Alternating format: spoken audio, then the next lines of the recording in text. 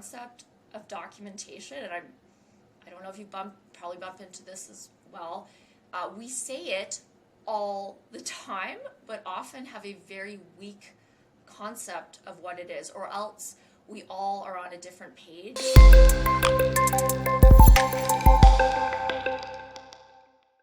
Hello, I'm joined today by Adrienne Bellehumeur. She's the founder of Bellehumeur Corporation and co-partner at Risk Oversight. She's a proponent of dynamic documentation and the author of the 24-Hour Rule, available March 7th. You can pre-order at Penguin Random House and at Amazon. Adrienne, it's so good to talk to you again. How are you? Doing great. I'm a bit cold this morning, but otherwise, great to talk to you, Jason. Yeah, it's definitely cold in Calgary. It's getting colder where I am here near Toronto, and right out your window I can see that cool tower, which is very awesome. So great location, indicating where you are and how cold it might be right now. So tell me about dynamic documentation. What inspired you to come up with the terminology, and what inspired you to write the book? Yeah, so the term dynamic documentation is kind of my own little brand on documentation, and it's not because it's cute or anything. The two words sound cute together. I'm a big believer that documentation is about driving you forward. So the state of being dynamic is a state of forward movement. When you think actually how traditional, I'm sure you bump into this all the time, we often view documentation as something quite static, like metadata that just sits there, never moves, documents that have sat there for 20 years, no one's touched them, lifeless files and folders. There's so much is actually bad imagery around static documents. When you are actually doing documentation correctly, if you write something down, like you write down call mom on your to-do list, you're actually more likely to do it. You are in a state of being dynamic and moving forward. So that's the whole concept behind dynamic documentation. It's just making documentation something that makes you push and move forward. That's very basic. And I'm sure it resonates a little bit with you in all the work you do in information management and all the challenges you're up against as well. Oh, for sure, because it is like there's always these words of legacy versus active versus whatever, and to me it's always bugged me because things either have value or they do not. And one of the things I like about modern media, like it's a Word document, a PDF document, a video, is that it's implied that they are routinely easy to change and they can have a life cycle associated with them. But for some reason, when we think of documentation, we do think of it as being static, as being a legacy thing that shows a point in time, which isn't necessarily as useful as it could be. Yeah, absolutely. That's the whole premise. It's actually very basic, the concept. I mean, even if you've ever worked on a team that never writes anything down, you know what happens. You actually go in a circle. You don't move forward. So I've always believed that documentation is a means to push something from, as big as a company that has lots of records and stuff. Like if they manage that properly, they're moving forward. A project, writing things down moves you forward. And you as an individual, writing down your to-dos, tracking what you heard so that you're not wasting time, meeting, all that stuff all lends to putting you in a state of forward momentum for innovation and change and all the other good stuff that comes with it. For sure. And what's amazing, like I did have the good opportunity to read the book. I read it on a flight to Los Angeles, so I fit it within about 5 hours to read it from cover to cover, which is awesome. And what I liked is what you previously described sounds really bespoke, like having to-do lists and stuff like that. But you actually gave a very powerful framework in that you can actually ensure that the value comes out of your documentation, that it isn't a bespoke thing or something hidden for you. Maybe you could talk a little bit about what is the 24-hour rule and what are the 6 steps that logically follow. Sure. I mean, thank you so much for reading the book. That is, and you're endorsed. You're on the cover. This is a big deal to have endorsement from information management community for me. So thank you so much for doing that. I mean, I will say the whole motivation to write the book is that the concept of documentation, and I don't know if you probably bump into this as well. We say it all the time, but often have a very weak concept of what it is, or else we all are on a different page of our understanding of this very, really, it's something said, I'm sure you say documentation 100 times a day, but often I'm sure the people you're talking to are not always thinking the same imagery in their minds. So my actual motivation for the book was largely to give a common framework and understanding of what it meant, and actually beef up the skills in the workforce. So the 24-hour rule is actually one secret of many in documentation, dynamic documentation approach, I call it. But it's the core, or the golden rule, I say, of documentation, and it means that you need to rewrite, reprocess, or rethink information within 24 hours of hearing it before, poof, your short-term memory lets it go. It's basically a rule, and it's based on the science of the brain, and you can read up a lot about the forgetting curve, and so many other writers who've been researchers around the limitations of the short-term memory.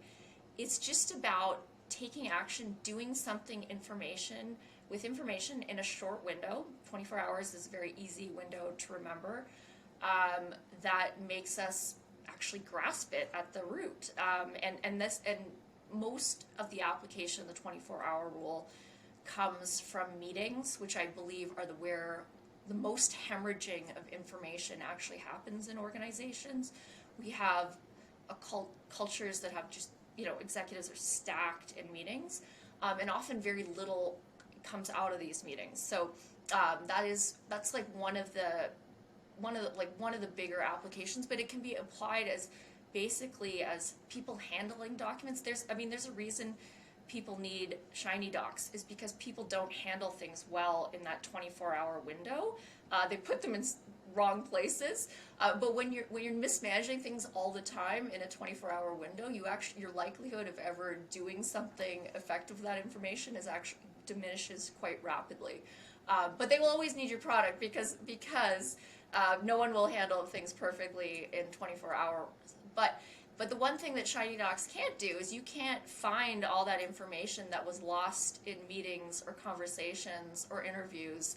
That stuff is often even more precious, so I put more emphasis on great capturing techniques to ensure that people are capturing information at the source, and driving it forward. And I guess that the next part of your question was on the 6 steps of documentation, and please, because we can talk a lot about 24-hour rule is kind of a pervasive concept that goes through it. The 6 steps of dynamic documentation are very basic. It's about capture. I put more, I know the information management community puts more emphasis on machine capture. I actually put more emphasis on human capture techniques like interviewing, notes, getting information out of your brain, getting information out of your team's brain. Those are actually just as important and should be talked about more in our information management communities. Structuring information is the ability to take information and chunk it out and make it usable. This is actually the hardest step to teach anyone, because it demands a skill set that it has a lot to do with human intuition. The next step is presenting, which is about how strong writing techniques or visual techniques. 4 is communicate, because why document if no one knows about it? 5 is store and leverage, which you're very familiar with. This is unfortunately, a lot of people view documentation as just store and leverage, is just how and I get asked this question all the time. Oh, you're in documentation, well, what system do you store in? Almost like that's the only component of it. And the last step is lead and innovate, and that's more the culmination of all these previous steps, is how you realize bigger change, innovation. But you need the previous steps, you need all the little skills to make that work. And these are a few concepts that run in the book and I'm happy to talk about others too. Yeah, well, I remember as I went through and I highlighted and I copied into another live document some of the thoughts that I had as I was reading through it. And one of the ones that really made me stop and pause was as you're taking your notes, how are you repackaging it for other people? That's one of the steps is how are you making ensuring that it is presentable for other people? And it got me thinking about like when I talk to your traditional salesperson or whatever, they'll have their notebook of handwritten notes. And that I actually have an allergic reaction now when I see that notebook because by definition, if that's where you're keeping your documentation, you are saying this is only for me. I am only going to benefit from this. Whereas if you're following your 24-hour rule and the 6 steps, then it's obvious that you need to either transcribe, which may or may not be hard, that's up to you, but you definitely need to package up this information that you collected about your customer, your project, whatever it is, and put it in a place that is consumable by other people. Yeah, absolutely, Jason. I speak to a lot of groups about documentation skills. You would be shocked at how passionate and contentious the topic of notes taking is. I mean, I could talk about big data or transformation, a lot of these big words, and people kind of clap and say, "Isn't that nice?" But when you talk about intimate topics like how people take notes, how people email, the room get like, and people have almost yelled at me because they are it is contentious and personal. So that's a bit of an aside. I absolutely agree 100% with what you're saying. In my business, we're paid to really get into people's brains and get things on paper and then make the process or system better. So I'm kind of ingrained in it's foundational in how we do consulting. So I'm used to like taking information, getting on paper, emailing it back, putting it in files, but it's not as intuitive in the workforce, not as well taught as quite frankly, I believe, as it should be.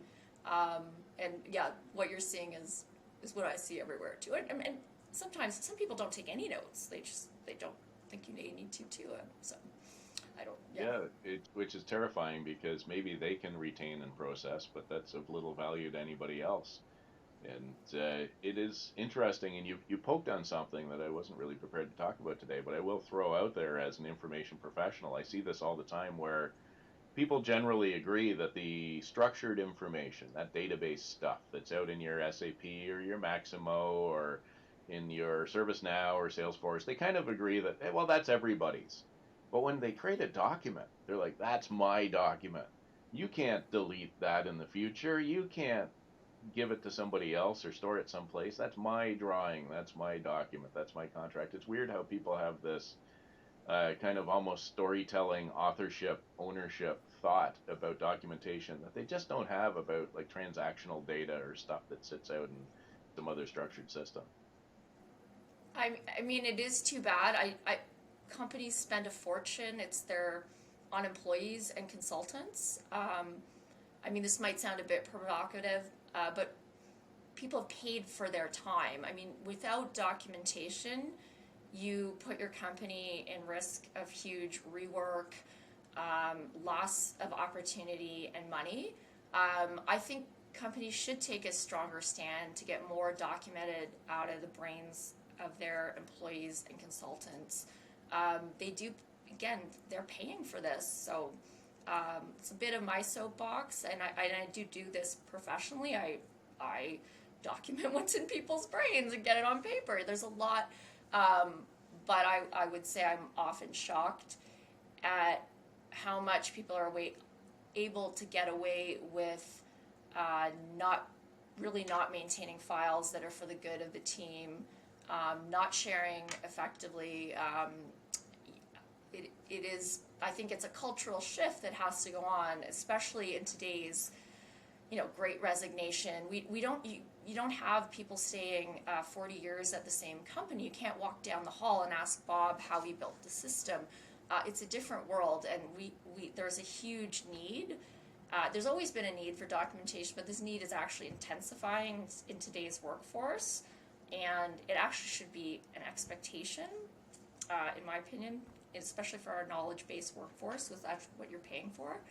And part of this book is actually getting that message out, and maybe I'll get back off my soapbox, but I'm sure you've seen that in your travels with organizations too.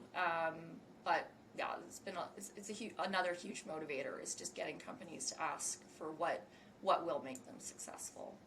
Well, before I pile on with the positivity, and I promise that I will, I do want to come up with one other technical detail that I really like that you drew attention to, is the idea of capital D documentation versus lowercase d documentation. Maybe you could talk a little bit about that concept, because that really resonated with me. So the concept of big D and little d it's another big theme in the book, and I speak to it all the time, and it does catch on with my clients. Big D is how we traditionally view documents or documentation as a discipline. Your big enterprise systems, your policies, your records are big D, your project management, all these big formalized aspects of your organization, I would call the big D. But then there's the little d, which is everything, how you take notes, how you email, how you store things individually, your skills of writing. This is the everyday little practices that actually will make or break big D.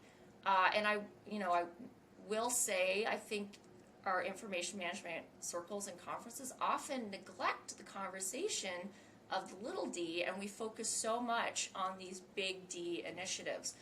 But I mean, they say that culture eats strategy for breakfast. I say little d eats big D for lunch. If you do not have the skills of little d, can't be successful in big D. You can buy the best sales system in the world, but if your sales team is not used to recording things on paper, it won't matter. You need to build those little d practices with their team.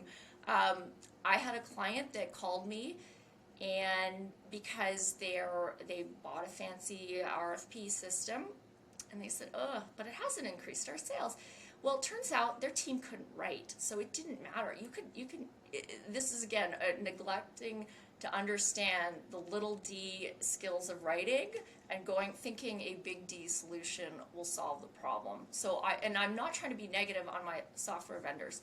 I think that stronger awareness of little d will make all software, and so there's actually a lot of great big D solutions in the information management world, but there is a lack of awareness of the little d, and stronger emphasis on this little d will actually see greater success in big D initiatives, in my opinion.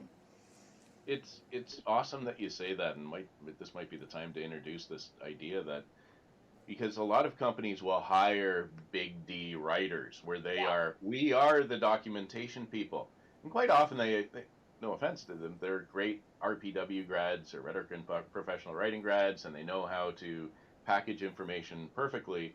However, they don't have the proprietary knowledge, they don't have the small d notes and all that, so they create this. And what you're suggesting is that the little d fuels the big D, and the big D is a development that sits on top of that. Might be heresy to your professional writer who feels like there's a process to this, and big D is different than little d, and you shouldn't be saying that. Have you gotten any hints that perhaps documentation people look at this and say, well, this is too different of a change for us to really enjoy? Controversy. I did have definitely had a publisher reject the book because no one wants to talk about documentation. I have been rejected from a bunch of conferences because I simplify too much the concept. I don't know if controversy is, or maybe a little bit of apathy towards what I'm saying, but for sure, I'm very grateful for AIM. They actually embrace the concept. I've spoken a few times with AIM, which I really like, and but I have not been welcome into all information management circles yet. or other groups. I have spoken a lot at many groups, but not all. Many have said, well, why this is not that relevant to our work. Um, Controversy comes a bit from consultants. I mean, I am a consultant and I actually make money off Big D. I make money off risk programs, internal control programs, information management programs. Companies come with bags of money to pay for Big D, and but I believe little d is how you solve all the problems. So I'm being a bit heretical in that sense, coming against kind of poking a bit at the big consultants who've made a lot, like they make a lot more money than I do off this. There has been a bit almost apathy towards training in the everyday unsung practices. Uh, but I'm moving the dial slightly. And yes, probably the biggest issue for me is the number of conference rejections you get, because people want to talk about transformation, because God knows we need another transformation presentation, right, Jason? They don't want us to talk about, well, the skills you need in our workforce for today's not modern workforce that actually will make all these transformation projects better. So that is one of the challenges I'm up against right now. Well, and I think that's a sign that you're really onto something, because that's the life cycle of every good idea goes through this life cycle of you're viewed as somebody. Why are you trying to change it? Why are you trying to simplify it? I went to school for this in 1983 and I learned all this stuff, and now you're saying that some of that stuff isn't as important as some different stuff, and that's torturous for some people to hear. But at some point, this simplification, this better way of doing it, just becomes normal. And so there's always the turmoil that starts with that. And we encountered that ourselves with, like back in 2013, we started essentially saying, like, enterprise content management is, without some dramatic change, is dead, because the scalability is just not there, and 100% of budgets will be allocated to doing nothing but migrations, and you'll have zero budget left for aligning with the business process, making the right content available to the right person at the right time. So what's the point of doing this? Just to move it? Who cares? And that was heresy back then. And in 2013, people were like, no, I've told everybody to get off their file shares. And if I go back and say, leave it on the file share and just align it with your business, then I'll look stupid. And it's like, well, you're going to look stupid. And here we are, 9 years later, and everybody's saying, okay, how can I do this in place? What's the minimum amount of upfront work that I have to do in order to just get the right document to the right people at the right time? So yeah, when you start being practical about things instead of academic about things, you'll get pushback. And so I'm excited for you that like the most innovative organizations like AIM are adopting you right away, whereas perhaps more traditional areas are a little bit hesitant because you might disrupt what they're doing, or maybe even eliminate what they're doing. Imagine if you didn't need capital Big D practices anymore because your little d practices were so strong that your Big D just flowed from it. Wouldn't that be crazy? I mean, well, I don't think Shiny Docs has to worry, because people will never manage files perfectly in 24 hours. I don't even recommend. I think every company needs regular cleanup. Yeah, it's impossible. But meetings, the 24-hour, you actually should clean up things that are not written down or in your notebook faster than the other stuff, because there are Shiny Docs. There are other tools too, but yours is great. Well, people will never be perfect with little d. Like we don't have enough time in a day to manage our documents perfectly. I mean, I write about document. I don't, like, on a daily basis. Things are not. I always will need cleanup practices. That's never going to go away. Yeah, and that's interesting that you're saying that simplicity can be heretical or controversial.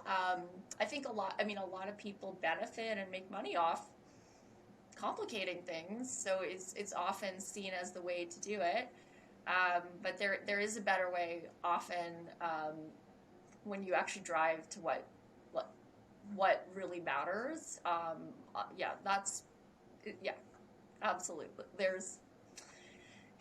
You'd think it's not so controversial, but it is more than you think. Yeah. Well, it's exciting because I'll tell you our story very quickly. Like we have this concept at Shiny Docs of ephemera, stuff that can go away. It's so and so's birthday party on Friday. Let's have a Zoom call, or maybe we can do in person now that we're no longer in lockdowns and that type of thing. That can kind of go away after a certain period of time. And then separately we have durable information. This is information about our transactions with our customers. This is information about how our product might work. And we always had these rules where it's like, okay, Slack and email ephemera, durable happens in, like in your OneDrives or your Google Docs, and if it's something that's public for the company, then it happens in our company wiki, which happens to be Confluence. And what I found is those were good rules because people were tending to share in the right place, but they weren't great in that the evolution of the documents were highly dependent upon the skills of the end user and the attention of the end user. So we'd have somebody like our head of product innovation, Mark Krotz, who's a doting note taker who can tell you everything that they talked about on a particular day going back. And then you'd have other people who would get around to it when they got around to it. And so the quality varies. And I think just by applying your framework and just saying to everybody, this is the framework that you use, it'll automatically level everybody up. And it will be obvious when people aren't applying the framework. So it's something that we're prepared to do. We're excited about doing, and we'll end up buying your book in triplicate because we want to pass it out to people in the organization and using your consulting skills. Maybe you could talk a little bit about how you work with companies as a consultant and how do you ingrain these practices into organizations so that people can maximally benefit from this. Sure. So my firm, Risk Oversight, I mean, we specialize in a specific type of documentation, which is internal control programs. So that's documenting how processes run, and we conduct. It's kind of like, it's very similar to audit work. We run that for a number of oil and gas companies, pipeline companies, largely Calgary based. It is a big D concept. I didn't invent it, obviously. It's very well known. Internal control, SOX, CSOX. There are precedents in the CPA profession. I am a CPA, but my own twist on running these projects is actually much more thinking and value added through great documentation. I mean, it's not, I'm doing the same thing. You probably see what the feedback we get from our clients is that our documents actually do drive you forward. We write reports and people change what they're doing. It's a subtle shift, but it's actually how you write, communicate, and know how to have strong process. And it seems basic. I'm almost just saying I'm using existing concept, but applying my dynamic documentation approach overlapping it is just about making things that are actually valuable. It's another big D thing, but with the right little d skills, you make it much higher value. In my work, other work I do is, especially recently, because with the promotion of my book, I speak in companies and train on little d. Actually, I even though the basis of most of my work is paid largely for big D. And I talk about everyday skills like taking notes and emailing and some basic writing techniques that bolster your ability. Basic storage and store and leveraging concepts. AIM has some it teaches a lot. I don't think everyone needs to have information manager level skills in this area, but there are some basic concepts that are super easy to teach that we actually don't teach the average population, which is actually one reason why you probably bump into a lot of messes in your work, is no one is really trained on a lot of these basics. So in the last few years, I've been putting more emphasis on this type of training and work.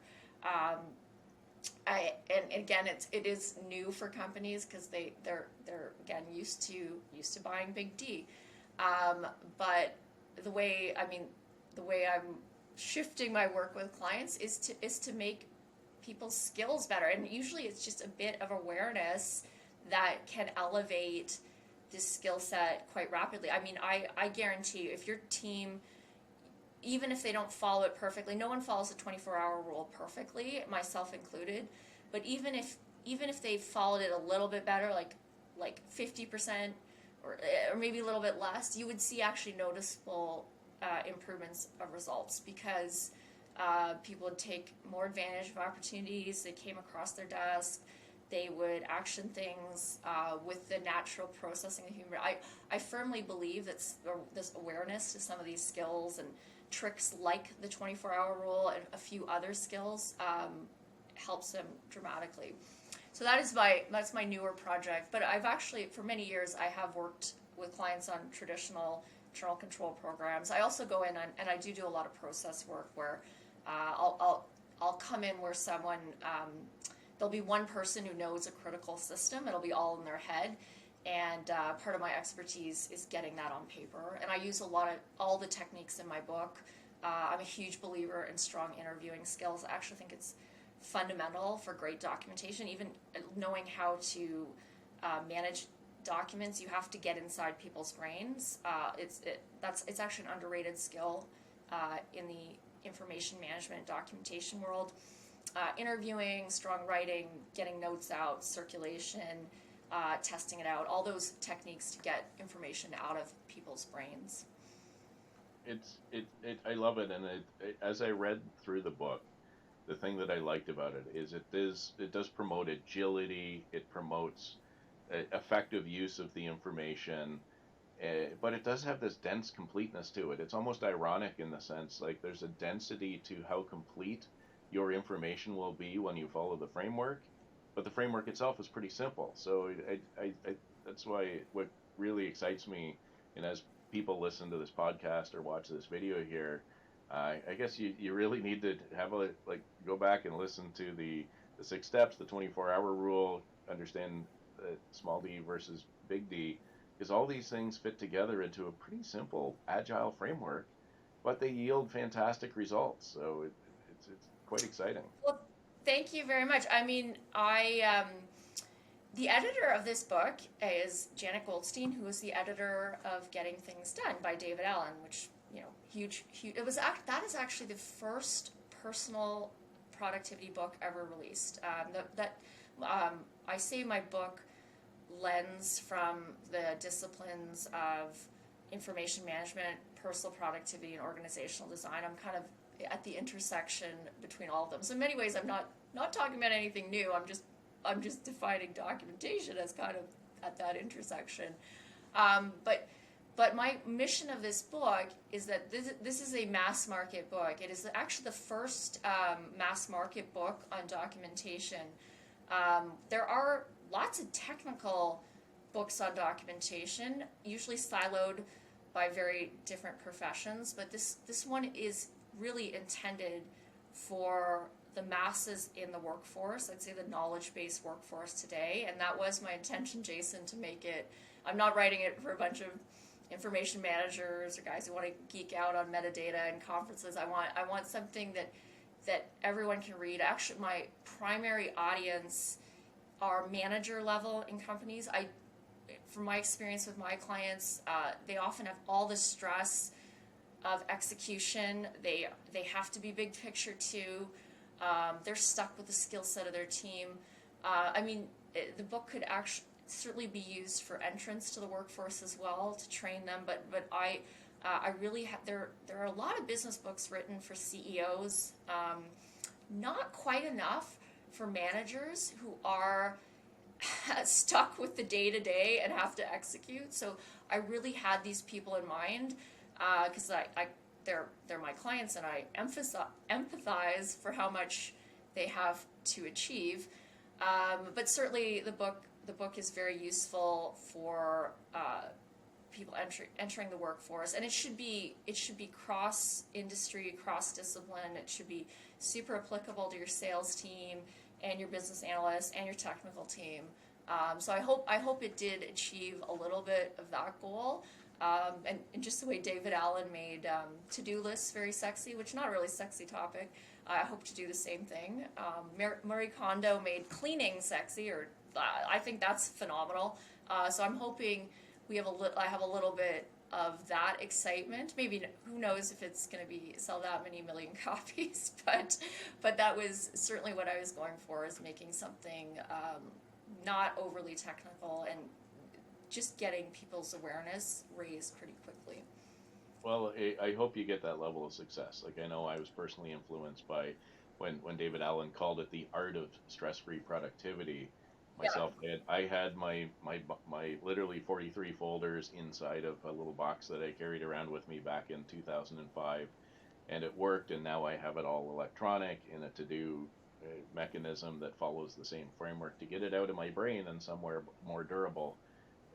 And obviously do it, delegate it, defer it, delete it are automatic things. So if you combine that with really good, I'll just call it note taking, plus small d documentation, plus big D documentation, then all of a sudden you're pretty powerful based upon a pretty simple framework. So I love the fact that you're kind of wrapping up these other, I'm going to call it cult-like, excellent ways of doing it that should be just more mainstream. It should be, I truly, there's a cult following for David Allen. I'm part of the cult of Adrienne Bellehumeur, but I mean, it should be just a mainstream way of doing things, these agile ways of doing things. But at the same time, I know big corporations are resistant to agility and, the lateral thinking. Sometimes they want things to be planned out for 5 years, so at a groundswell, I'm hoping that you have the same type of impact, and it gets beyond our cult of this is the right way of doing it. It gets into the mainstream, because quite frankly, we'll all benefit from that. Thank you. Hopefully, see Yeah, about 1 million copies, but I'll try. for sure. If I All can right. at least influence people, I think even small impacts on people to hire, train, fire for documentation. I know you're already evangelized, so it's not hard. But there's a bit of evangelism in my work to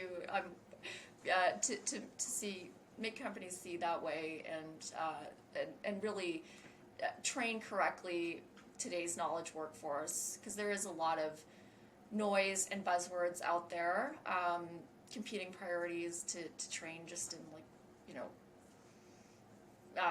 buzzwords, quite frankly. Like, of course, transformation comes to mind because we say it all the time, but I kind of want to bring people back to some common sense and basics.